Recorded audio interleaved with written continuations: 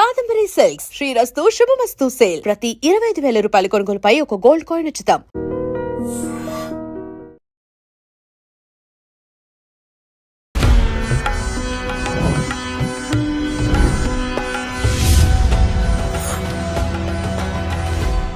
ఐడ్రీమ్ ప్రేక్షకులకు నమస్కారం. దైవానుగ్రహం కార్యక్రమానికి స్వాగతం. ప్రెజెంట్ మనతో ఉన్నారు త్రివర్ణ గురుపీఠం వ్యవస్థాపకురాలు, హీలింగ్ కర్మ గైడింగ్ సోల్ వ్యవస్థాపకురాలు, అలాగే ప్రముఖ ఆస్ట్రాలజర్ డాక్టర్ హరిత గోగినేని గారు. మాట్లాడదాం. నమస్తే అండి. నమస్తే శ్రీ. ఎలా ఉన్నారు? బాగున్నానమ్మా. సో కర్మ గురించి మీరు చెప్పేవి చాలా చాలా ఇంట్రెస్టింగ్గా అనిపిస్తూ ఉన్నాయి ప్రతిసారి మీ దగ్గరకు వచ్చినప్పుడల్లా. సో కర్మ గురించి నాకు ఇంకో డౌట్ వచ్చింది.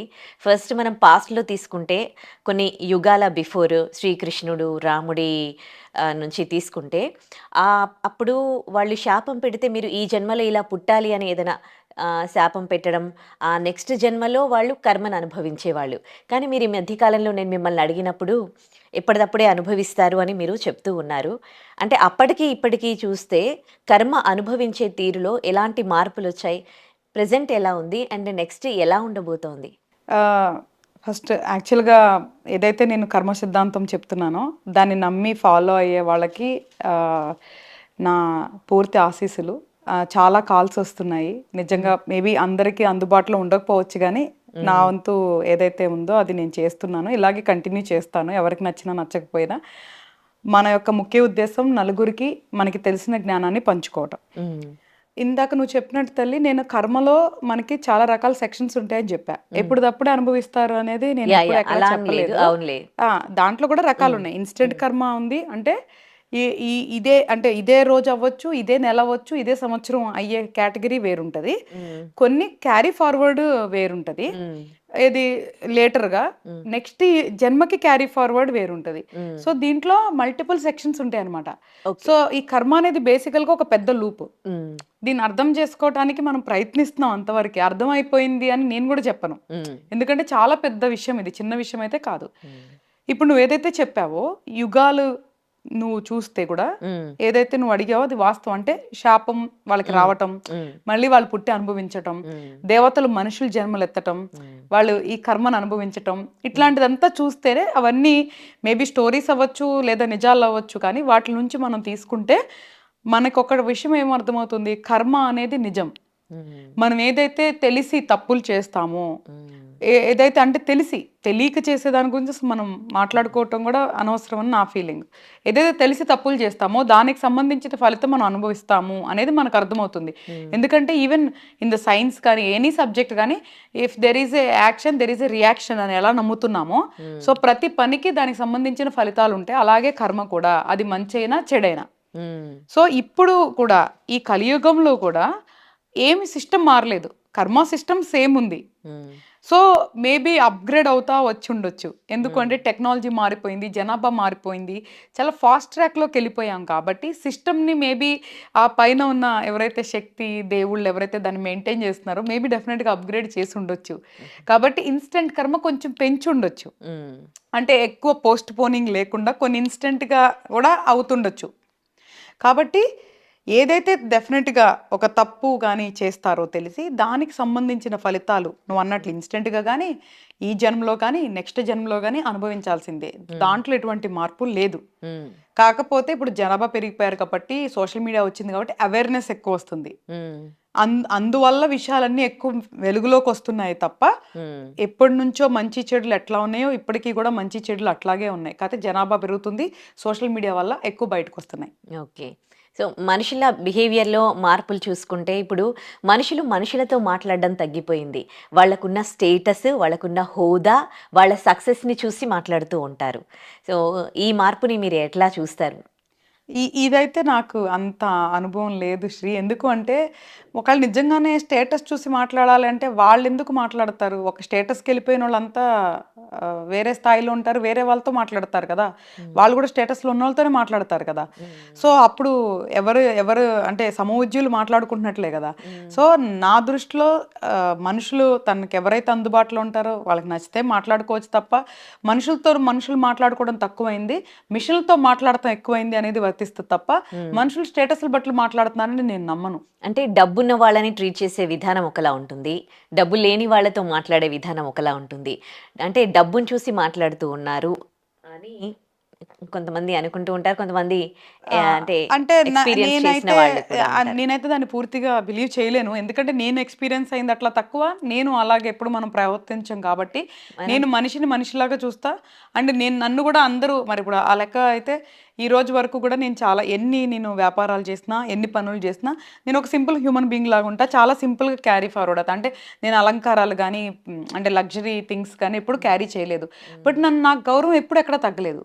సో నా మాట, నా క్యారెక్టర్ బట్టే నాకు ఎక్కడైనా గౌరవం పొందాను కాబట్టి. మేబీ మీకు డబ్బు ఉంది కాబట్టి కూడా ఆ రెస్పెక్ట్ అంటే అది ఎవరు చూడలేదు కదా నాకు. అంటే మేబీ వాళ్ళ అపోహ ఉండొచ్చు కదా, అసలు నాకు డబ్బు ఉందో లేదో ఎవరికి తెలుసు, ఎవరికి తెలియదు కదా. సో నేను ఏం వేసుకోవట్లేదంటే నాకు డబ్బు ఉందని గ్యారెంటీ ఏంటి? మరి ఎప్పుడు కూడా నేను సింపుల్గానే, నువ్వు మొత్తం హిస్టరీ మొత్తం నాది చూస్తే కూడా నేను ఏ రోజు ఎలాంటి ఫంక్షన్కి వెళ్ళినా కూడా అలంకారం అనేది ఈ రోజు వరకు నేను చేయలేదు. ఎక్కడా కూడా నేను షో ఆఫ్ చేయలేదు. ఎక్కడ నేను లగ్జరీ బ్రాండెడ్ కార్స్ ఈ రోజు వరకు నేను వాడలేదు. సో నేను ఎప్పుడు సింపుల్గానే ఉంటాను. నన్ను నాలాగానే యాక్సెప్ట్ చేశారు నా ఫ్రెండ్స్ కానీ, నా చుట్టీతో ఉండే వాళ్ళందరూ కూడా. సో నేను ఈ రోజు వరకు డబ్బుతో నేను ఏ మనుషుల్ని కానీ, ప్రేమలు కానీ నేను కొనుక్కోవడానికి నేను ప్రయత్నించలేదు, నేను కొనుక్కోలేదు. సో కాబట్టి ఇది నాకు వర్తించకపోవచ్చు ఈ ప్రశ్న. బట్ మేబీ కొంతమంది లైఫ్లో చూసుండొచ్చు. నేను ఎలా నాకు జరగలేదని ఎవరికి జరగలేదని కాదు. బట్ నేనేమని నమ్ముతానంటే శ్రీ, మన మాట తీరు కరెక్ట్గా ఉండి మన ప్రవర్తన కరెక్ట్గా ఉన్నంత వరకు మనల్ని అందరూ మంచిగానే రిసీవ్ చేసుకుంటారు, ఇర్రెస్పెక్టివ్ ఆఫ్ డబ్బు అనేది నేను నమ్ముతా. అలా అని చెప్పి ఆ సందర్భాలు ఉండవా అంటే ఉంటాయి. చాలా సార్లు నేను కూడా విన్నాను, చుట్టాల్లో కానీ ఇట్లా కానీ డబ్బున్న వాళ్ళకి ఒకలాగా ఉంటారు, డబ్బు లేని వాళ్ళకి ఒకలాగా ఉంటారని విన్న మాట అయితే వాస్తవమే. కాకపోతే దానికి ఎందుకు మనం ప్రాధాన్యత ఇవ్వాలి? వాళ్ళు మాట్లాడితే మాట్లాడు, లేకపోతే లేదు. అసలు దాన్ని పట్టించుకోవడం కూడా అనవసరం అనేది నా ఫీలింగ్. అంటే డబ్బు ప్రియారిటీ గురించి ఒక్కొక్కరు ఒక్కోలా చెప్తూ ఉంటారు. అండ్ కొంతమంది కాదు, చాలామంది ఇప్పుడు డబ్బు వెనకాలే, డబ్బు అనేది చాలా ఇంపార్టెంట్ కూడా అయిపోయింది. డబ్బు లేకపోతే ఏమీ లేదు.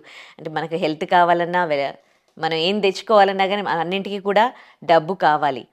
అయితే ఈ డబ్బు సంపాదనలో మనుషులు పరిగెడుతూ ఉన్నారు. వాళ్ళ నెక్స్ట్ తరాలకు కూడా సంపాదించి పెట్టాలి, ఆస్తులు కూడా పెట్టాలి అన్న క్రమంలో వాళ్ళు పడే తాపత్రయాన్ని, అంటే వాళ్ళు వెళ్ళేటప్పుడు ఏది పట్టుకొని వెళ్ళారని ప్రతి ఒక్క మనిషికి తెలుసు.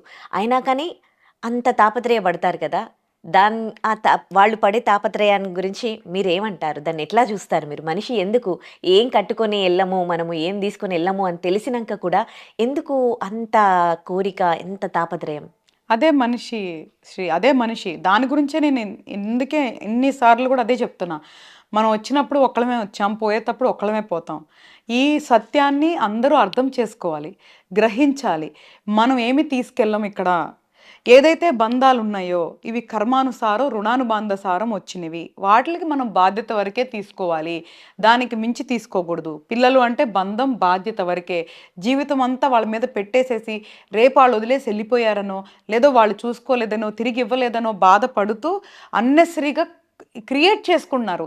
అంటే లేనిపోని సమస్యలను, లేనిపోని మానసిక సమస్యలను క్రియేట్ చేసుకుంటున్నారు.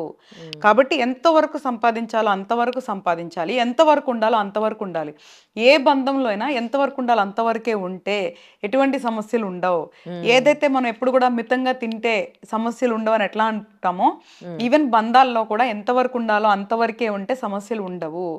బిడ్డ పుట్టగానే గ్రాంటెడ్గా తీసుకొని, ఇప్పుడు నువ్వు చూస్తే ఫస్ట్ ఇయర్ వాళ్ళకంటే ఫస్ట్ ఇయర్ బర్త్డే అంగరంగ వైభవంగా చేస్తారు. ఆ బిడ్డకి ఏం తెలీదు, ఆ బిడ్డకి ఏం గుర్తుండదు. ఎందుకు చేస్తున్నావు? పోనీ ఒకవేళ ఆ బిడ్డకు ఉన్నప్పుడు వాళ్ళ 10 మంది స్నేహితులను, 20 మందినో 30 మందినో పిలిచి నువ్వు చేస్తున్నప్పుడు వాళ్ళకి మెమోరీస్ ఉండే ఫోటోల్లో తప్ప. అప్పుడు చేసి ఎందుకుంటే వాళ్ళు ఏం అడగరు బేసికల్గా. అంటే వీళ్ళకి ఎవరికాల ఆనందం అనమాట. ఫస్ట్ ఇయర్ అనగానే భయంకరంగా చేసేయాలి, 10 లక్షలు 15 లక్షలు ఖర్చు పెట్టాలి.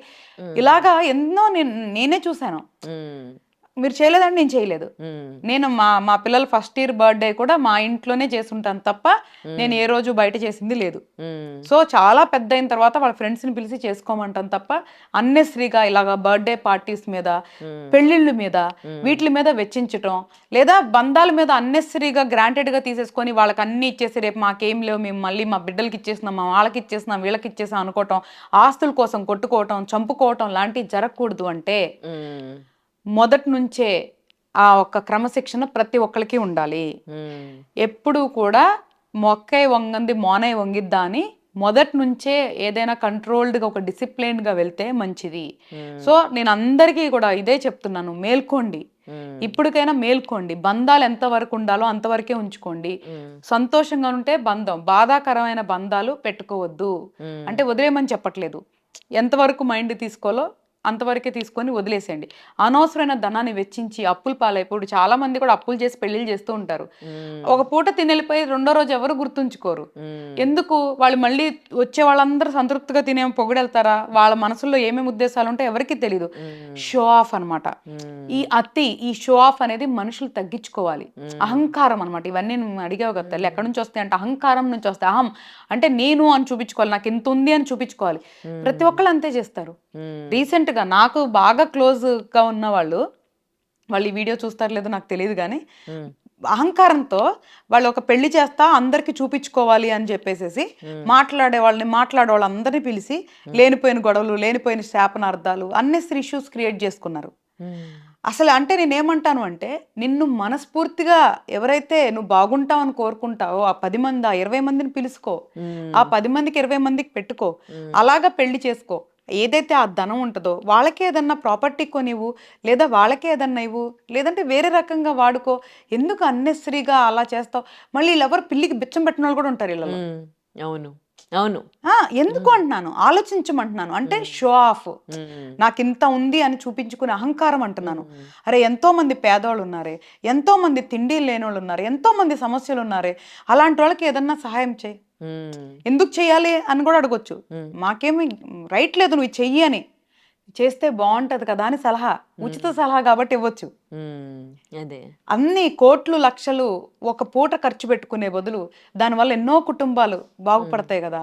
ఒక కడుపు మనం ఏదైనా కొనుక్కున్న దానికంటే ఎవరికైనా ఏదైనా కొనిచ్చినప్పుడు వాళ్ళు సంతోషపడతారు కదా, ఆ ఆనందం మనకి ఎంత బాగుంటుందో, చాలా బాగుంటుంది. ఒకరి కడుపు నింపితే వాళ్ళ ఆశీర్వాదం గాని.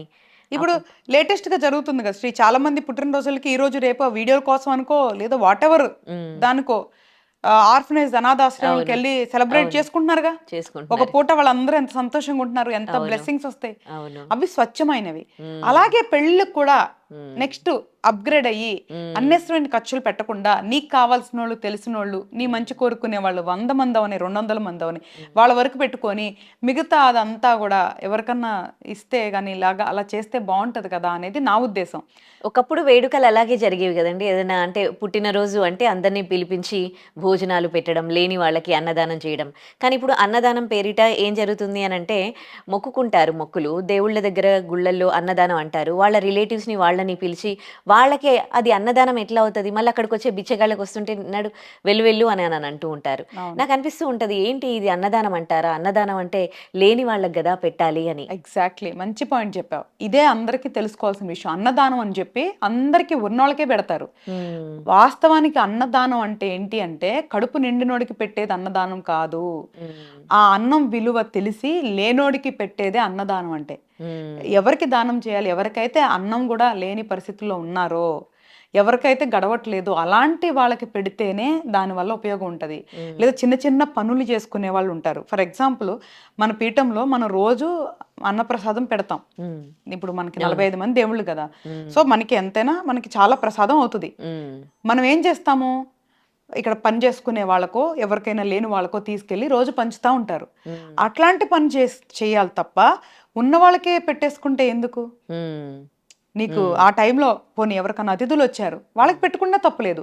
సో అన్నదానం యొక్క నువ్వు చెప్పినట్లు పద్ధతి కూడా మారిపోయింది. అన్నదానం అంటే లేని వాళ్ళకి పెడితే దానివల్ల ఎంతో కొంత పుణ్యం వస్తుంది. వాళ్ళు తిన్న తర్వాత అన్నదాత సుఖీ భవ అని వాళ్ళు ఏదైతే సంతృప్తిగా చెప్తారో దాని నుంచి యూనివర్స్ నుంచి బ్లెస్సింగ్స్ వస్తాయి. అంతే తప్ప కడుపు రోజు తినే పరమాణం తినేవాడికి నువ్వు పరమాణం పెడితే వాళ్ళు ఎందుకు నేను బ్లెస్ చేస్తారు? కరెక్టే. పెళ్ళిళ్ళల్లో కూడా అంటే 10లు 20లు కాదు 100 రకాల వంటలు వండుతారు. అందులో జస్ట్ కొంతమంది టేస్ట్ చూసి పడేస్తూ ఉంటారు. ఎంత భోజనం వేస్ట్ అయిపోతుందో అది చూసినప్పుడు కల్లా కూడా బాధ అనిపిస్తుంది. ఏంటి, ఒకప్పుడు కూర్చుని వడ్డించే సిస్టమ్ ఉండేది, ఇప్పుడు బఫెట్ సిస్టమ్ అని అన్ని నిలబడి ఇష్టం వచ్చిన అవి సరిగ్గా తిన్న తృప్తి కూడా ఉండదు. అవి కూరగాయ వంటలు అవన్నీ కూడా అదే అహం అంటే. ఎందుకు అహం అంటే వాళ్ళ దగ్గర డబ్బు ఉందని చూపించుకోవడానికి 100 రకాలు తప్ప ఒక మనిషి ఎన్ని తినగలడమ్మా? 5 రకాలు టేస్ట్ చేయగలడా? 10 రకాలు టేస్ట్ చేయగలడా? ఇన్ని రకాలు టేస్ట్ చేసేసరికి ఎంత మనిషికైనా కడుపు నిండిపోతుంది. ఎందుకు అన్ని రకాలు? సో ఇదే మారాలి. మనుషులు ఒక్క ఏదైతే ఆలోచన పద్ధతి ఉందో అది మారాలి. అహం అనేది మారాలి. మనం పుట్టాం, ఏది తీసుకెళ్ళాం, ఆస్తులవని వస్తువులవని ఏది తీసుకెళ్ళాం, అది మన కుటుంబం అయినా బయట అయినా సరే ఎంతో కొంత మనం బాధ్యతగా ఉండాలి. కుటుంబంలో వాళ్ళకి మనం ఏం సమకూర్చాలో అవి సమకూర్చుకొని సమాజంలో ఎలా ఉండాలో అలా ఉండి ఏదైనా మనం చారిటీ వర్క్స్ చేయాలనుకుంటే చేసి ఒక మనిషిగా మన యొక్క జీవితానికి ఒక పరిపూర్ణమైన విలువను మనం తెచ్చుకోవాలి. ఇది గౌరవం అంటున్నాను. నేనైతే మనుషులు క్యారెక్టర్ వల్ల వాళ్ళకి గౌరవాలు వస్తాయి తప్ప డబ్బు వల్ల వస్తాయి అంటే నేను నమ్మను. మేబీ నువ్వు అన్నట్లు వాళ్ళ ముందు అలా నటిస్తారేమో తప్ప వెనకాల మాత్రం వేరేగానే మాట్లాడుకుంటారు. సో సాదాసీదా మనుషులు మన చరిత్రలో ఎంతో మంది ఉన్నారు, చరిత్రకెక్కిన వాళ్ళు. సో డబ్బున్న వాళ్ళ కంటే కూడా చాలా సాదాసీదా మనిషి, రోడ్ల మీద కూర్చున్న మనుషుల్నే మన వాళ్ళు భగవంతుల కింద పూజిస్తారు. ఇప్పుడు సాయిబాబా ఫకీరు ఏమీ లేనాయన భగవంతుని చేశారు కదా. రమణ మహర్షి సాదాసీదా మనిషి, ఏమీ లేని వాళ్ళే. అలాగ నువ్వు చూసుకుంటే ఈరోజు నా గురువులు కానీ సాధువులు కానీ గొప్ప గొప్ప వ్యక్తులు కానీ చాలా చాలా నిరాడంబరంగా బతికిన వాళ్ళే. సో గొప్ప గొప్ప కిరీటాలు పెట్టుకొని తిరిగిన వాళ్ళు మన వాళ్ళు ఎవరు నెత్తి మీద పెట్టుకోరు. నువ్వు అన్నట్లు మేబీ వాళ్ళతో ఎందుకులే అని చెప్పి ముఖం మీద గౌరవంగా మాట్లాడతారేమో తప్ప వాళ్ళు చేసే పనుల వల్లే వాళ్ళకి గౌరవం వస్తుంది అన్న. మేడం, రీసెంట్గా ఇక్కడ మన హైదరాబాద్లోనే ఇద్దరు రోడ్డు పైన గొడవ పడుతూ ఉన్నారు. మియాపూర్ ఎక్కడో అనుకుంటాను. వాళ్ళిద్దరు బాగా కొట్టుకుంటూ ఉంటే పాపం అక్కడ నుంచి వెళ్తున్న ఒక వ్యక్తి వాళ్ళని ఏం జరిగిందని కనుక్కొని ఆపే ప్రయత్నంలో అక్కడికి వెళ్తే అతన్ని కూడా పొడిచి చంపారనమాట.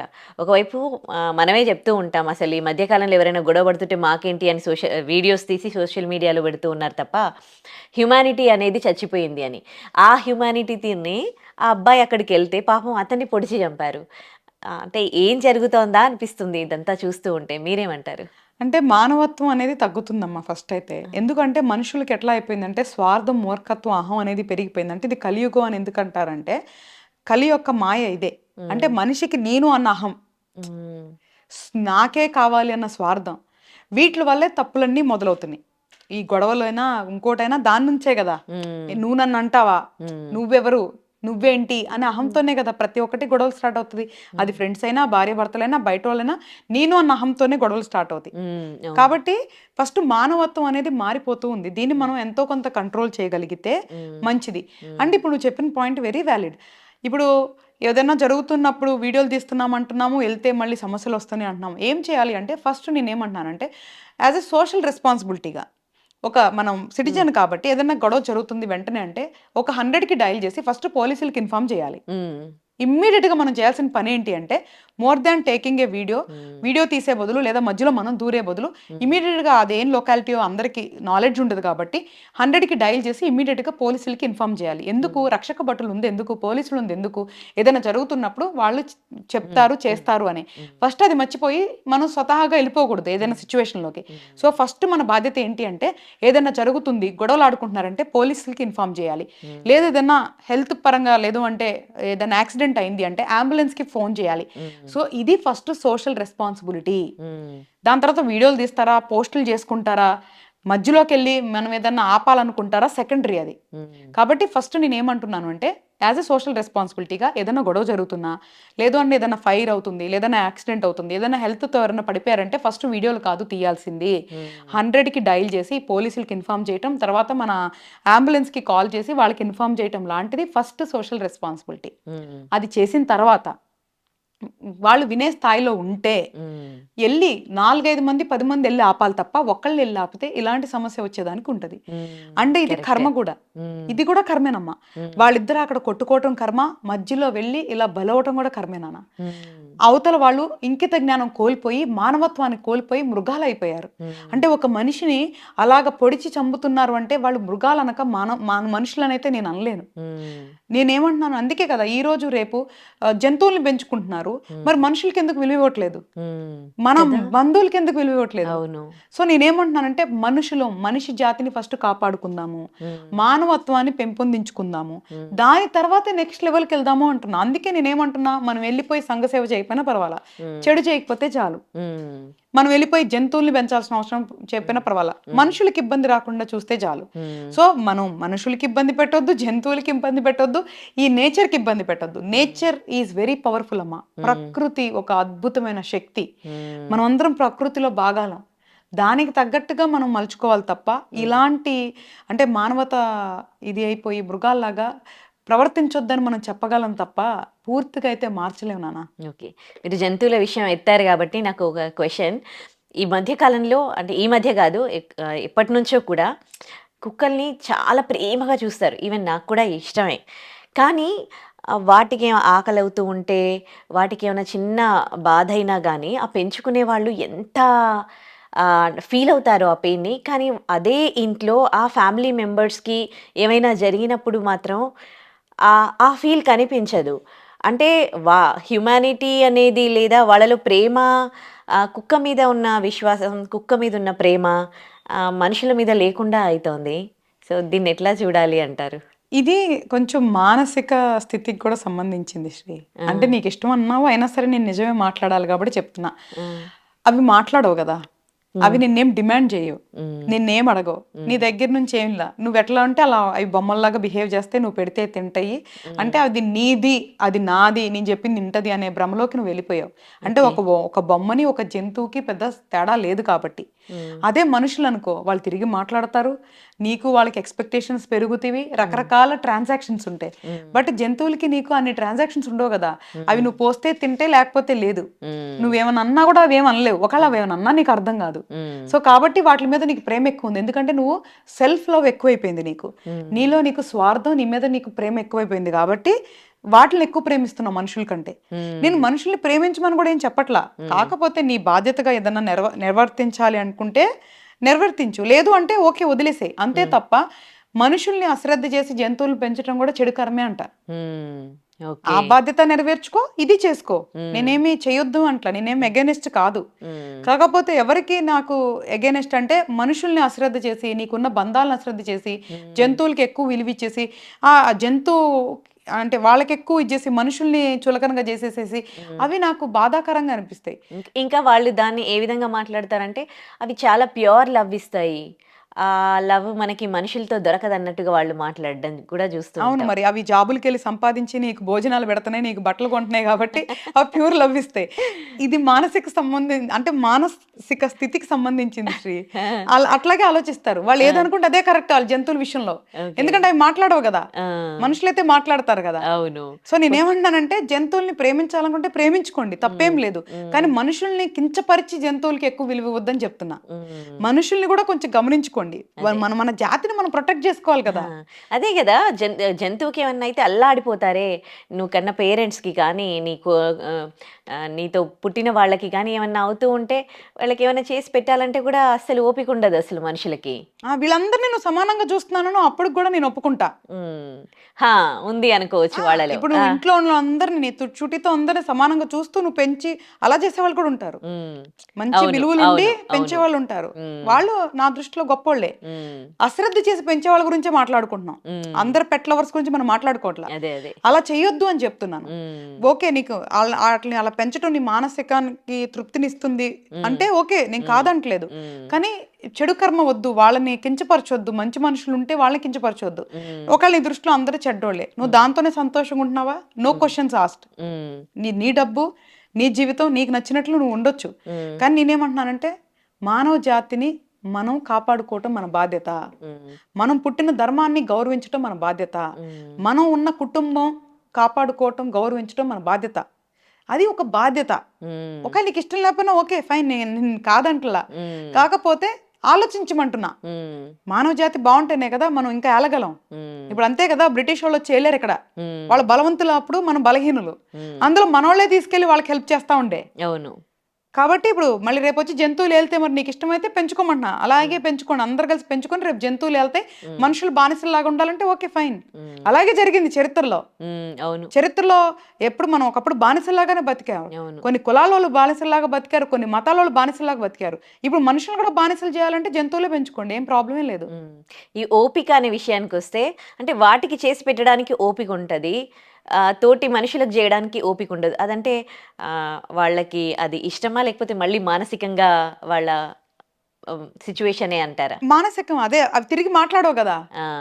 అవి ఏం అడగవు కదా. వాటి విషయంలో ఓపిక ఉంటది. మనుషులకి చేసి పెట్టడానికి మాత్రం ఓపిక ఉండదు. అందుకంటే చెప్తున్నాను కదా, వాళ్ళ మీద ఆల్రెడీ నీకు నెగిటివ్ ఒపీనియన్ ఉండబట్టే కదా దీన్ని తీసుకొచ్చి పెంచుకుంటున్నావు. ఓకే. అండ్ రెండోది, ఇదేం మాట్లాడదు కదా, ఇదేం చెప్పదు కదా, అది అరిసినా నీకు అర్థం కాదు కదా. హ్మ్. సో ఆబ్వియస్ గా అలాగే ఉంటాయి. పెట్ల ఒకవేళ అవి కరిస్తాం, అవి కూడా పోట్లాడుతున్నాయి అనుకో, వాటిని నువ్వు పెంచవు కదా. హ్మ్. కరిస్తే ఓకే. పెంచుతారా? హ్మ్. వాళ్ళే చెప్తారు, అరే సొంత యజమానినే కరిసినాయి అని చెప్తారు కొన్నిసార్లు, అవును. యజమానికి హెల్ప్ చేసినాయి అని చెప్తారు కొన్నిసార్లు. హ్మ్. అసలు ఎందుకు మనకి ఇవన్నీ? హ్మ్. నేనేమంటానంటే, ఫస్ట్ మనిషి జాతి ఏంది, మన కుటుంబం ఏంది, మన ధర్మం ఏంది, ఈ శరీరంలో పుట్టాం, అసలు మనం ఏం చేయాలి, వీటి మీద కొంచెం ఫోకస్ చేస్తే బాగుంటుంది అనేది నా పర్సనల్ ఒపీనియన్. అలాగే ఉండాలని నేనేం చెప్పట్లేదు. పెట్ లవర్స్ మనోభావాలు దెబ్బతింటాయేమో ఇలా మాట్లాడితే. అంటే నేనేమి పెట్స్ పెంచడం తప్పని నేను చెప్పట్లేదు. హ్మ్. మిగతా బాధ్యతలతో పాటు ఈ బాధ్యత చేసే వాళ్ళందరినీ నేను గౌరవిస్తానని చెప్తున్నా. అదే. వాటిని విడనాడి వాళ్ళకి అవమానకరంగా, బాధాకరంగా ఈ పనులు చేయొద్దు అని చెప్తున్నా. హ్మ్. ఇప్పుడు నువ్వు ఒక్కదానివే ఉంటావు తల్లి, నువ్వు పెంచుకుంటున్నావు, ఫైన్, నీకు తోడుంటానికి నీకు మనిషి కంటే జంతువు బెటర్ అంది, నేను దాన్ని ఎలా కాదంట. హ్మ్. నీ జీవితంలో అనుభవాలు నీకే మాత్రమే తెలుసు, నాకు తెలియదు కదా, నేనెవరిని జడ్జ్ చేయడానికి. హ్మ్. కాకపోతే నేనేమంటున్నానంటే, నేను చాలా ఉదాహరణలు చూశాను. నేను స్వయంగా చూసాను తల్లిదండ్రుల్ని ఊర్లో పడేసి వాళ్ళకి ఒక 2-3 వేలు ఇవ్వడానికి చాలా ఇబ్బంది పడిపోయేవాళ్ళు, పెట్లకి పెడిక్యూర్లో ఏయో పెద్ద పెద్ద ఖర్చులు పెట్టి చూసేవాళ్ళు నేను అవును. స్వయంగా చూసా. హ్మ్. అంటే తల్లిదండ్రుల కంటే తీసిపోయారా? హ్మ్. జంతువుల మీద తల్లిదండ్రులు తీసిపోయారా? అరే వాళ్ళకి జన్మనిచ్చారా, ఏం చేసినా చేయపోయినా, హ్మ్. పెంచి చదివించారు కదా. హ్మ్. మంచోళ్ళకే చెప్తున్నా నేను, చెడ్డోళ్ళ ఎగ్జాంపుల్ కూడా చెప్పట్లా, నేను స్వయంగా మంచోళ్ళ గురించి చెప్తున్నా నేను. హ్మ్. సో అలాంటి వాళ్ళకి మాత్రమే నేను చెప్తున్నాను. ఏమని చెప్తున్నానంటే, మీరు జంతువులు ప్రేమించొద్దని చెప్పట్లా, కానీ మనుషుల్ని తక్కువ చేసి జంతువులకి ఎక్కువ స్థాయి ఇవ్వద్దని చెప్తున్నా. రైట్. చాలా మంచి విషయం తెలియజేశారు. థ్యాంక్ యూ అమ్మా. And for more videos, Please subscribe to iDream. Please subscribe to iDream. Please subscribe iDream. And please subscribe to iDream. For more videos, subscribe to iDream. please like, share and subscribe to the channel. Congratulations, iDream. subscribe to iDream. Subscribe to iDream. So subscribe to iDream Media. iDream team అందరికి huge congratulations. Please subscribe iDream Media. Please subscribe to iDream. Subscribe iDream. Please subscribe to iDream. iDream అంటే నా కళల channel subscribe చేసుకున్న నోరు తిరుగుతలేదు, మీరైతే గంట గుర్తు కొట్టండి. For more such videos, please subscribe to iDream. Subscribe to iDream. Please subscribe to iDream. Please subscribe iDream Media. Please do subscribe to iDream. Please subscribe to iDream Media. For best entertainment and information, please subscribe iDream. And don't forget to subscribe to iDream.